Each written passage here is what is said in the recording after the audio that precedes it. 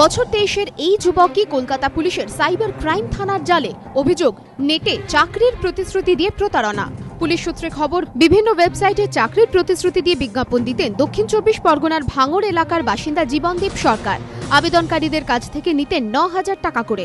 আস্থা অর্জনের জন্য আবেদনকারীদের ইমেলে বিভিন্ন লিঙ্কের সাইট পাঠিয়ে ক্লিক করতে বলতেন। বোঝানোর চেষ্টা করতেন আবেদনের প্রেক্ষিতে কাজ এগোচ্ছে। পরে চাকরি সুনিশ্চিত করে দেওয়ার নাম করে আবেদনকারীদের এটিএম কার্ডের পিন নম্বরও আদায় করে নিতেন জীবনদীপ। তা দিয়ে অনলাইন রিচার্জ করতেন অসংখ্য মোবাইল। গত 13ই ডিসেম্বর এই বিষয়ে অভিযোগ করেন শ্যামপুকুরের বাসিন্দা এক তরুণী। তারপর আরও অভিযোগ আসে। তদন্তে নামে কলকাতা পুলিশের সাইবার ক্রাইম থানা। বৃহস্পতিবার ভাঙড় থেকে গ্রেপ্তার করা হয় অভিযুক্তকে। Joint CP crime Pallab Kanti Ghosh জানিয়েছেন, ধৃতের কাছ থেকে উদ্ধার হয়েছে 60টি মোবাইলের sim card, data card, pen drive, 2টি ল্যাপটপ ও 15 লক্ষ টাকা। ধৃতের বিরুদ্ধে 420 ধারায় প্রতারণা, 120 বি ধারায় অপরাধমূলক ষড়যন্ত্র ও তথ্য প্রযুক্তি আইনের 66 এ ডি ধারায় মামলা রুজু করা হয়েছে।